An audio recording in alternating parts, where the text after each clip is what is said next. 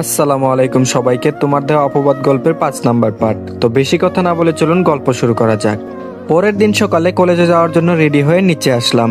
তার কিছুক্ষণ পর অনন্যা আসলো। আমি তার দিকে তাকিয়ে অবাক, কারণ তাকে আজকে অনেক সুন্দর লাগছে। কারণ আমি তাকে শাড়ি পরতে দেখিনি কখনো। আজ একটা নীল শাড়ি পরেছে, সাথে হালকা সাজ। অনন্যা আমার সামনে এসে চুরি বাজালো। তখন আমার ধ্যান ফিরলো। আমি কিছুটা লজ্জা ফিল করলাম। আমি বললাম, আজকে এত সাজ কি কারণে? অনন্যা বলল, হি হি, পরে জানতে পারবে। আমি আর অনন্যা বাসা থেকে বের হয়ে একটা রিক্সা নিয়ে কলেজে চলে আসলাম। আমরা সবাই আড্ডা দিচ্ছিলাম। কিছুক্ষণ পরেই রেজাল্ট বের হবে। তো কিছুক্ষণ পরে রেজাল্ট দিল। আমাদের সবার ভালো রেজাল্টই হলো। যদিও আমি প্রথম হয়েছি আর অনন্যা দ্বিতীয়, আর বাকি যে কয়জন ছিল সবার রেজাল্ট টপ 20 এর মধ্যে। আর কিছুক্ষণ আড্ডা দিয়ে কলেজ থেকে বের হলাম, আর যে যার গন্তব্যে রওনা হলো। তখন অনন্যা বলল, চলো আজকে এক জায়গায় ঘুরতে যাব। আমি বললাম, কোথায় যাবে? অনন্যা বলল, গেলেই বুঝতে পারবে। আমি বললাম, আচ্ছা ঠিক আছে চলো। পরে একটা রিক্সা নিয়ে অনন্যার কথা মতো একটা জায়গায় গেলাম, আর তা ছিল পার্ক। আমি বললাম, তা তুমি আমাকে এখানে নিয়ে আসলে কেন? অনন্যা বলল, চলো ভিতরে। আমি ভিতরে গেলাম। কিছুক্ষণ কথা বলে অনন্যা বলল, আচ্ছা তোমাকে একটা কথা বলি, কিছু মনে করো না। আমি বললাম, বলো, কি বলবে? অনন্যা বলল, জানি না তোমাকে কেন আমার এত ভালো লাগে। তুমি কি দিবে তোমার হাতটা ধরতে? প্রমিস, ছেড়ে যাব না কখনো। আমি সত্যি তোমাকে ভালোবেসে ফেলেছি। পারবে কি আমাকে তোমার জীবন সঙ্গী করতে? I love you so much. Ananya এক নিঃশ্বাসে কথাগুলো বলল। আমি ওর দিকে তাকিয়ে থাকলাম। আমি ওর দিকে অনেক দুর্বল। কিছুক্ষণ চুপ থেকে আমি বললাম, আমাকে একটু ভাবতে দাও। অনন্যা বলল, আমি তোমার জন্য সারা জীবন ওয়েট করতে পারবো। এটা বলে হাঁটতে শুরু করলাম। অনন্যাও আমার সাথে ছিল। আমি ওর সাথে যতটা সম্ভব স্বাভাবিক আচরণ করলাম, যদিও আমি আগেই বুঝতে পেরেছিলাম সে কিছু একটা করবে। তারপর একই রিক্সাতে আবার বাসায় চলে আসলাম। সেদিনের মতো দিনটা ভালোই কাটলো। রাতে আমি একটা চিঠি লিখলাম। এদিকে আঙ্কেল মনে মনে বলে, আমি একজন বিশ্বাসী লোক পেয়েছি, তার সাথে আমি অনন্যার বিবাহ দিব। একদম আমার মনের মতো ছেলেটা। পরের দিন সকালে অনন্যা তাড়াতাড়ি ঘুম থেকে উঠে পড়ে, আর আমার রুমের দিকে এসে দেখে রুমে হালকা চাপানো, ভিতর দিয়ে লক করা ছিল না। কৌতূহলবশত সে রুমে প্রবেশ করলো। রুমে গিয়ে দেখে আমি নেই। ওয়াশরুমের দরজা খোলা। সে ভাবলো এত সকালে সে কোথায় গেল। তখন তার চোখটা টেবিলের দিকে গেল। মোবাইলের নিচে একটা কাগজ আটকানো, আর তাতে একটা নোট লেখা। আর অনন্যা নোটটা পড়তে লাগলো। আমি অনেক আগে থেকে তোমাকে লাইক করতাম, আর তুমি যে আমাকে ভালোবাসো তা আগে থেকে আমি জানি। কিন্তু কিভাবে জানতাম জানো? আমি তোমার ডায়েরিটা পড়ে জেনেছিলাম। আর হ্যাঁ, তুমি ওই দিন তোমার এক আত্মীয়ের বাড়িতে গিয়েছিলে, আর আমি একটা বই খুঁজতে তোমার রুমে গিয়েছিলাম, আর সাথে ডায়েরিটা পাই। তোমাকে না জানিয়ে ডায়েরিটা নেওয়ার জন্য সরি। তোমার বাবা মা যদি আমাকে নাও মেনে নেয়, তাহলে তুমি আমার সাথে যে কোনো জায়গায় যেতে প্রস্তুত। কিন্তু আমি এতটা স্বার্থপর নই যে যারা আমাকে আশ্রয় দিল আমি তাদের সাথে বিশ্বাসঘাতকতা করব। আর হ্যাঁ, তুমি নিজের যত্ন নিও। আঙ্কেলের কথা অনুযায়ী চলো। আর উনি যার সাথে তোমার বিয়ে ঠিক করেছেন তাকে বিয়ে করো, বেঁচে থাকলে আবার দেখা হতে পারে। আমি চললাম অজানা কোনো গন্তব্যে। ইদি, তোমার আবির। এটা পরে অনন্যা কাঁদতে থাকলো। তখন আঙ্কেল আসলেন। আঙ্কেল বলল, কাঁদছিস কেন? তখন অনন্যা আঙ্কেলকে চিঠিটা দেয় আর বলে, আবির চলে গেছে। আঙ্কেল চিঠিটা পরে বসে পড়লেন আর বললেন, সে একবারও বলতে পারলো না। আর আমি তোর জন্য যে ছেলেটা ঠিক করেছিলাম সে আর কেউ নয়, সে আবির। আমি কি জানতাম সে চলে যাবে?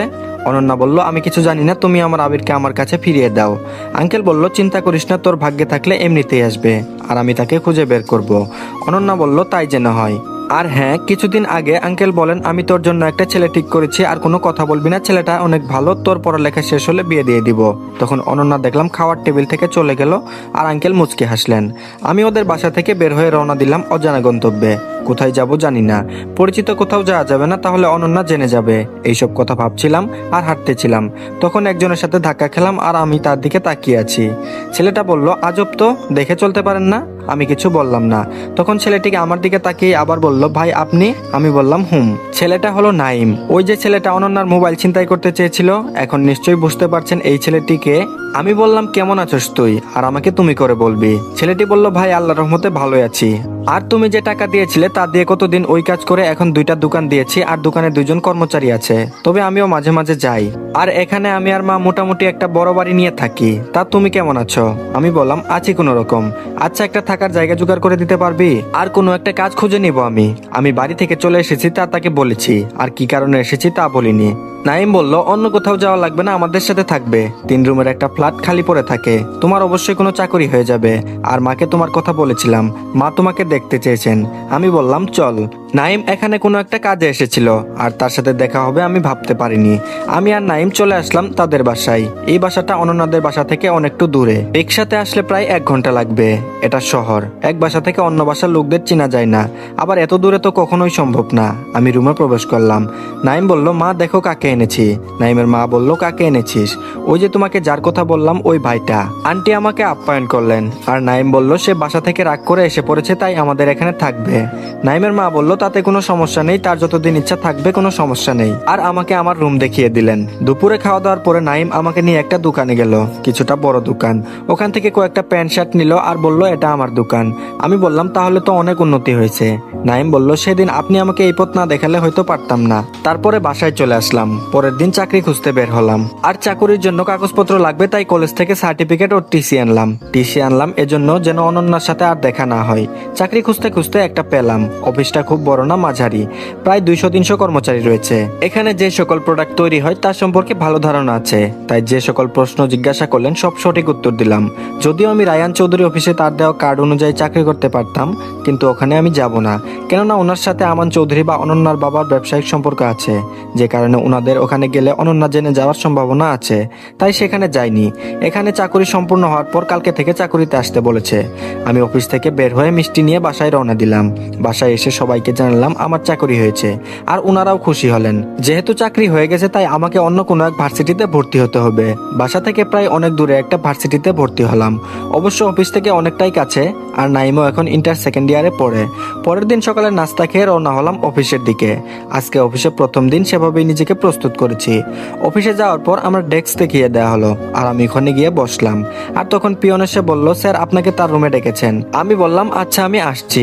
এটা বললে পিয়ন চলে গেল। আমি বসে রুমের দিকে যেতে লাগলাম। এর মাঝে অফিসের কিছু বিবরণ দেই। এখানে সবাই আমার থেকে বয়সে বড়, আর শুনেছি বস নাকি অনেক ভালো। এর মাঝে আমি বসের রুমের সামনে এসে বললাম, স্যার আসতে পারি? জয় খান মানে আমার বস বলল, হুম আসেন। আমাদের বসের নাম জয় খান আর উপাধি বা বংশের নাম খান। বয়সে আমার মতোই হবে। উনার বাবা তাকে সব বুঝিয়ে দিয়েছেন, বাবার একমাত্র ছেলে। জয় খান বলল, তা আপনার নামই তো আবির। আমি বললাম হুম। জয় খান বলল, এই ফাইলটা নেও আর সম্পূর্ণ করে দাও, আজকেই দিতে হবে এটা। আমি বললাম আচ্ছা।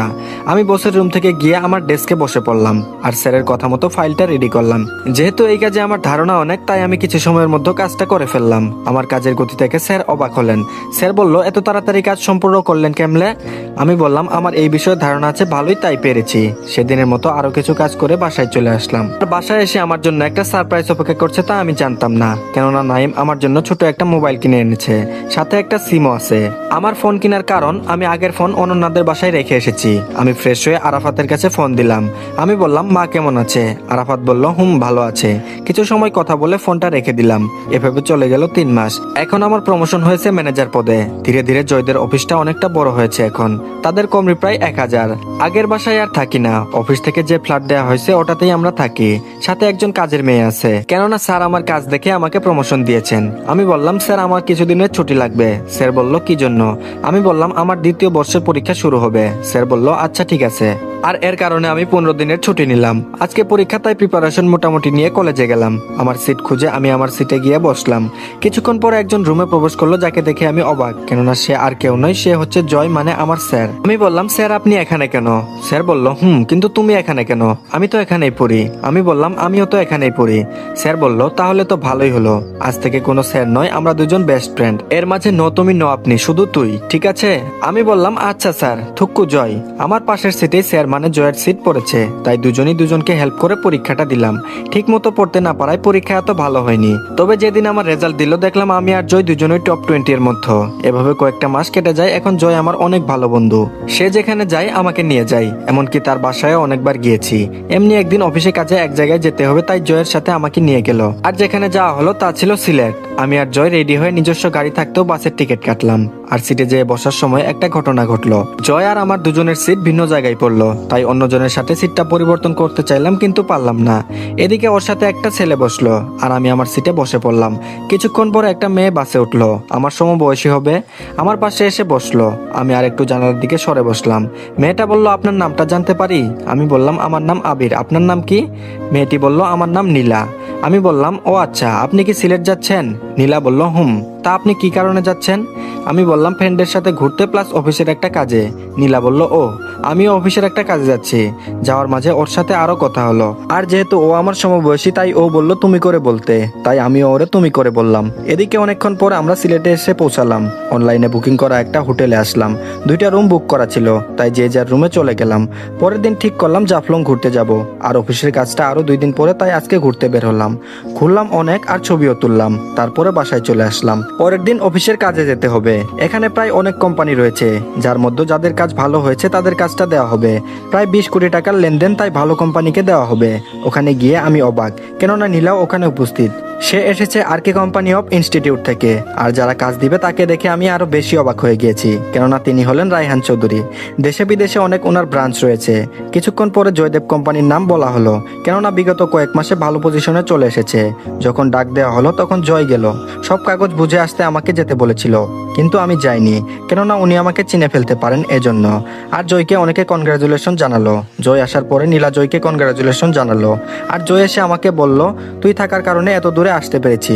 আমি জয়ের কথা শুনে চুপ করে থাকলাম। তারপরে আমি আর জয় চলে আসলাম, আর 2 দিন অনেক জায়গায় ঘুরে ঢাকা ব্যাক করলাম। আর যেই প্রজেক্টটা দেওয়া হয়েছিল সেই প্রজেক্টটা সঠিকভাবে সম্পূর্ণ করা হলো কিছুদিনের মধ্যে। জয়দের কোম্পানি আরো ভালো পজিশনে চলে আসলো। এমনি একদিন আমার গাড়িটা কিছুটা সমস্যা হয়, আমি রিক্সা দিয়ে অফিসে যাচ্ছিলাম। তখন দেখলাম নীলা হেঁটে কোথাও যাচ্ছে। আমার জানা মতে ওর অফিস তো এদিকে না, তাহলে কোথায় যাচ্ছে? আমি ওকে ডাক দিলাম আর বললাম, কোথায় যাচ্ছ?